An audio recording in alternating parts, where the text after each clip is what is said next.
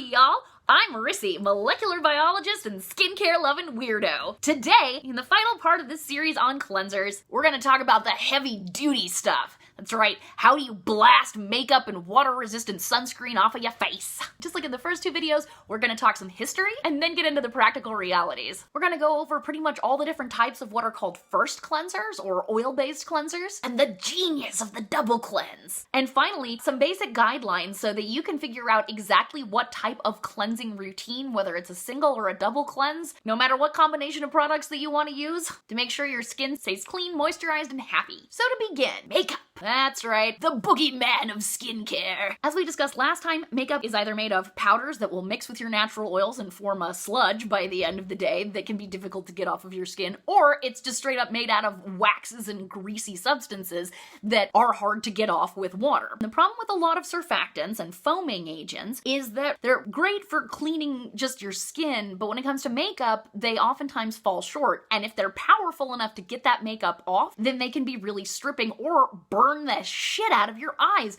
So what do you do in that instance? How do you get makeup as well as regular filth off of your skin? To talk about makeup and how best to remove it, we have to rewind back to the time of the ancient Romans. The Babylonians were the first people to make soap, but the Romans were the people who pioneered the oil cleansing method. What they would do to clean themselves is literally just get hosed down with olive oil and then use a special kind of stick to scrape the resulting sludge off of their skin, because of course that olive oil is going to mix very easily with the filth of the day, which is usually waxy and oily and greasy. The Romans also were the first people to invent cold cream. Yeah, that's right, the Pond's cold cream that you can put on and then wipe off to remove your makeup. That can trace its lineage all the way back to the famous Roman physician Galen. And the thing about these two products is generally they operate on the principle of like dissolves like. So these are both oily substances, and oily substances dissolve in them. And what does that mean? I mean, like, what does that really mean? The obvious answer is what we've already covered. Polar substances dissolve into other polar substances and vice versa. Simple! Except not really. Polar substances are attracted to each other because of positive and negative charges, even if those charges are only partial. But non-polar molecules don't have any separation of charge. I mean, it's right there in the name. So how are they even attracted to each other? How do they connect when there's nothing to grab onto? Believe it or not, you already know the answer. In the first video in this series, we talked about how opposites attract, positive and negative charges, right? Well, what if we flip that idea around? If opposing charges attract each other, then like charges repel. As we already know, molecules are made up of atoms. And in an atom, the positive charge is all concentrated in the center, with the electrons moving all around it in a cloud. So every molecule has what amounts to a cloud of electrons around it. Shouldn't non-polar molecules repel each other? Well, actually, they do! And the way they repel each other is how they attract each other. What?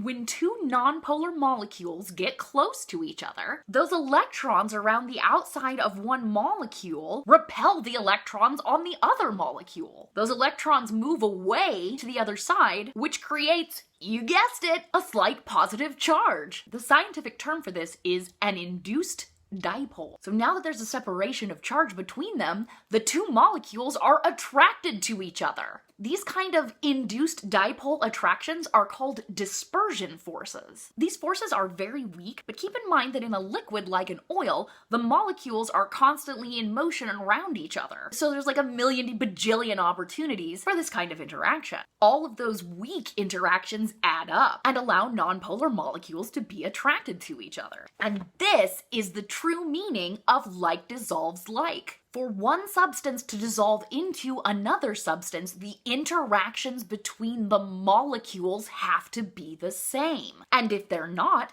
then you have to bridge that gap with molecules that can perform two different kinds of intermolecular attractions at the same time. Like, you know, surfactants. But back to oil cleansers. Then the problem, of course, becomes of, well, how do you get them off of your skin? You can use a stick. That's about the best they've got, is a stick. While that might be nice and exfoliating, I don't don't like the idea of having to use a stick to scrape oil off of my face. In fact, that sounds like it would be pretty bad for your facial skin. It's not like they were just going out and grabbing any old stick off of the lawn and but still, not maybe the gentlest for your face. Also, I don't know about y'all, but I kind of hate the idea of just sitting there with all that oil on top of you, like, bleh. So the oil cleansing method is still used today. There are plenty of cleansers out there that literally are just some kind of oily, fatty substance, whether it's cold cream or just straight up oil or petroleum jelly-based cleansers. You literally just put them on your face, they break down the makeup, and then you have to manually remove them. You need generally a hot washcloth because of course the heat melts some of the fat and makes it at least a little bit easier to remove. But basically it's a stick. You have to use a stick to get it off of your face. The modern oil cleansing method in particular just does not appeal to me. Part of it is you smear this stuff all over your face and then you put that hot washcloth on top. So it's like sitting there covered in pizza grease with a bag over your head. You sit there for several minutes and then you go in and kind of manually wipe it all away. I don't know about you, but I do not have time for that shit. Are there any benefits to the oil cleansing method? Well, yeah, actually, if your skin is really dehydrated and your moisture barrier has been damaged and you're trying to repair it, it's actually beneficial to use a cleanser that's gonna leave behind an oily residue. And in fact, you may want to use literally nothing but that cleanser, that cold cream or petroleum jelly-based cleansing balm, because what happens is it breaks down stuff on your skin. If you're able to gently remove it, then the moisture that it leaves behind can be really great for repairing a damaged skin barrier. And there are times when nearly every product that you put on your skin is gonna sting, especially things that include water. So cleansers that don't include water of any kind in them are gonna be what you need. Of course, in those situations, it's really important to avoid fragrance and just as important to avoid over scrubbing. So yeah, some people can and do benefit from the oil cleansing method, but there's also anecdotal reports that the kind of moisturizing film that's left behind by non-emulsifying cleansers can get in the way of other products absorbing into your skin. So if you want to follow up your cleanser with serums and any kind of product-based routine, you might have problems if you use the oil cleansing method. As far as I know, that's just anecdotal, that there's no science backing that up, but enough people have commented on it that I would be careful. Okay, so we're screwed. Surfactant-based cleansers are not gonna get rid of your makeup very well, or if they do, they'll burn your eyes and melt your face off. And oil cleansing is kind of gross and requires a lot of manual force. Is there no compromise here? Well, yes, there is. And we owe it all to a genius named Shu Uemura. Shu Uemura was a Japanese makeup artist specifically for the film industry. In the 1950s, he went to Hollywood to practice his trade, and one of the things that he invented was a special type of oil cleanser. Now, this was different from other oil cleansers because it included a type of surfactant called an emulsifier. And what does an emulsifier do? Well, an emulsifier is something you can add to oils, and then once that oil comes in contact with water, it dissolves into this kind of milky substance that can be rinsed away. What?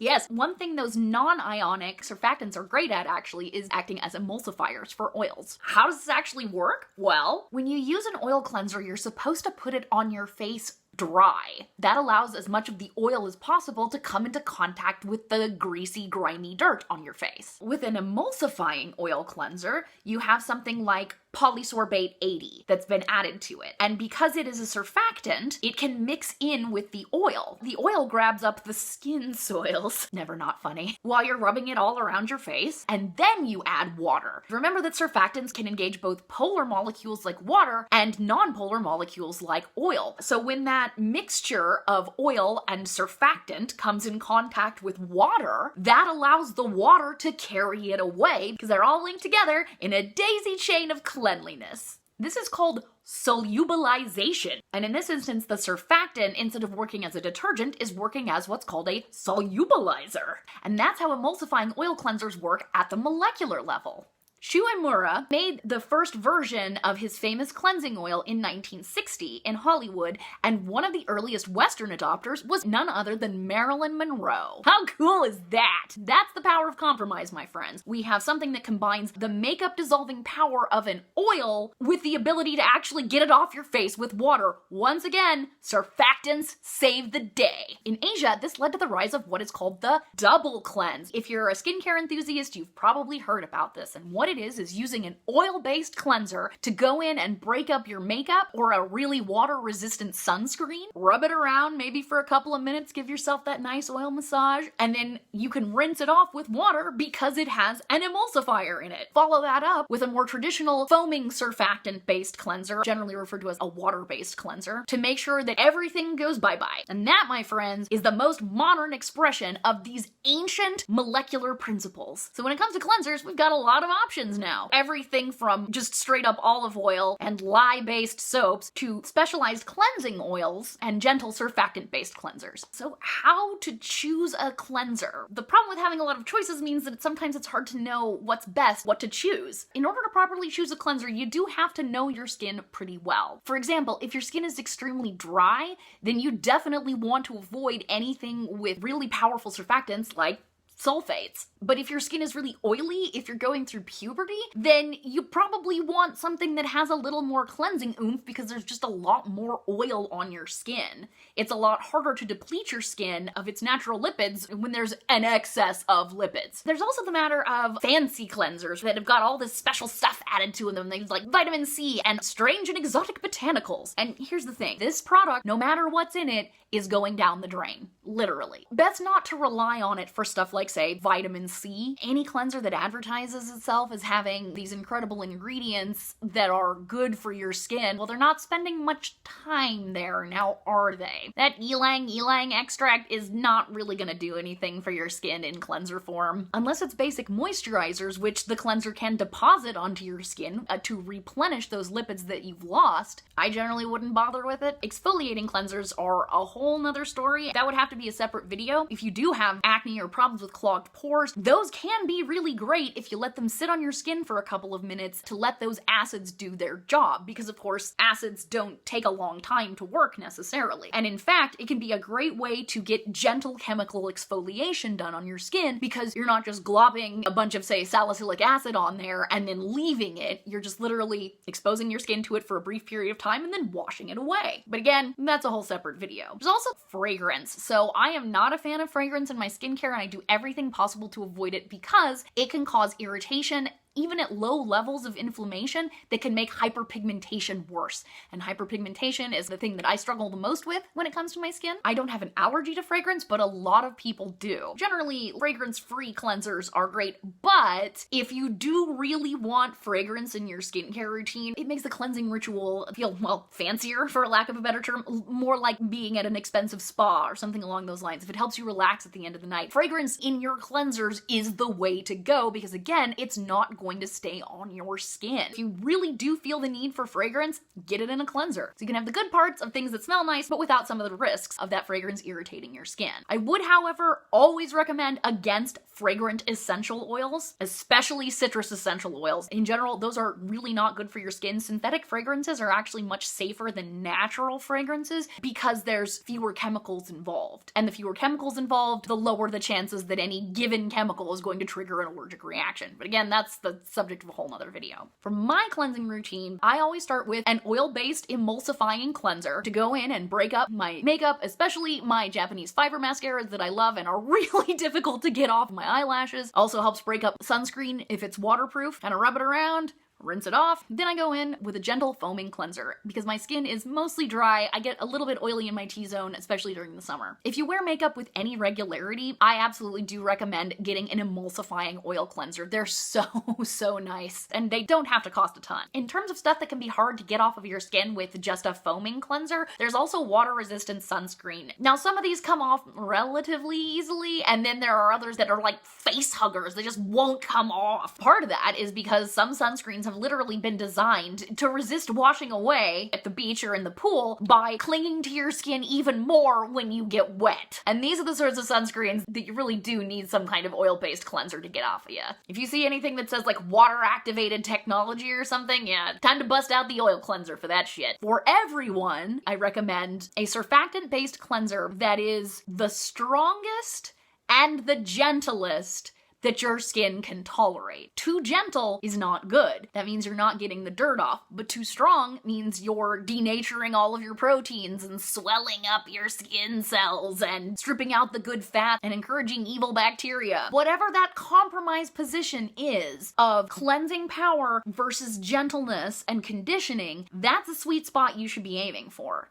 What does that actually look like? For an oil-based cleanser, it's pretty simple. All you need is an oil or a nice blend of oils and then an emulsifier. That's the basics, that's what you need. Cleansing oils can be made out of a lot of different substances. There's some that are basically just plant oils plus an emulsifier, but there's also some that are more synthetic in nature, made out of petroleum byproducts. Mineral oil is not a plant oil, but it is really good at helping take off your makeup and comes in many cleansers that have emulsifiers in them. And there's a whole friggin' thing on the internet about petroleum byproducts. Oh, they're evil, they're not sustainable, they're gonna give you cancer. And I really do need to do a video about that, but suffice it to say, nobody is drilling for oil so that they can make Vaseline. Products like that account for less than 1% of all the petroleum that's used on Earth. Your Vaseline is not killing the planet. In addition to cleansing oils, there's cleansing balms, which are a solid oil cleanser. There's cleansing creams and cleansing milks. There's foaming oil cleansers that kind of combine an oil cleanse and a surfactant-based cleanse all in one. Oh, and there's also micellar water. So what this is exactly what it sounds like. It's water that's got micelles in it, meaning low concentrations of gentle surfactants and emulsifiers. This stuff is really popular for removing eye makeup, generally because it's gentle enough to not sting your eyes, but powerful enough to break down your eye makeup, and then the emulsifiers help it rinse away. The type of emulsifiers added to the cleanser will generally determine how clean it rinses away, meaning that does it leave any kind of film behind, which is absolutely a big factor in satisfaction, right? I don't want my skin to be stripped, but I also don't want a greasy film on me after cleansing. Here's a list of emulsifiers. But for a foaming cleanser, here's a list of what I would recommend. You want something that has a lower pH, as close to the pH of human skin as possible. There are a lot of cleansers nowadays that advertise themselves as being a pH of 5.5, which is fantastic. If your skin is extremely oily, you can probably tolerate cleansers of a higher pH, but just because you can doesn't necessarily mean you should. It's all about finding that sweet spot. So low pH, then a combination of surfactants. 1 or 2 anionic surfactants on the gentler side, combined with some nice zwitterionic and non-ionic surfactants to help buffer the strength of the cleansers and make those micelles bigger. That plus added moisturizers. It's important to remember that any cleansing of the skin with water is disruptive to your moisture barrier. What really matters is how disruptive it is. In addition to having a low pH and a nice combination of gentle surfactants, one of the ways that you can fight back against that moisture loss is a cleansing product that has a bunch of basic moisturizers in it. So this could be anything from plant oils like sunflower seed oil is a really nice one, grapeseed oil, to hyaluronic acid or ceramides. Anything along those lines is going to help restore that moisture barrier. A solid commandment of skincare should be always seek to preserve your barriers, specifically your acid mantle and your moisture barrier. A lot of people have the idea that a double cleanse is really powerful. It's just going to get in there and beat up dirt and punch it right in its filthy face. But actually, it's about the gentleness, not the power. Instead of requiring one step where you bombard your face with the strongest possible cleansers to get everything off in one go, you use less powerful cleansers, but in multiple steps to get all of the gunk off of your face in the gentlest way possible. And that's why it's so good for your skin. The ultimate goal of cleansing your skin is so that there's no leftover sunscreen, makeup, or skin soils left on it, but your moisture barrier and your acid mantle are still intact. Any combination of products that gets the job done for you is the right combination. Here's a list of some anionic surfactants that don't suck. Here's a list of zwitterionic surfactants. And here's some non-ionic surfactants. So there you it! We've gone over how cleansers work at the molecular level, and now that you've got all the basics, you can find a cleanser that suits your skin's needs. And speaking of which, I'm going to be doing 2 different mega reviews of first cleansers, i.e. oil-based cleansers, and second, foaming cleansers. I'm gonna rate and review a ton of these things and give away the winning products. So stay tuned, those videos will be coming out soon, and until then, remember to keep it clean, y'all, but not too clean. Bye! The skin soils are grabbed onto by cleansing oil. The cleansing oil is grabbed onto by surfactants. The surfactant is connected to the water. And then the whole thing washes off your face. God, I'm lame.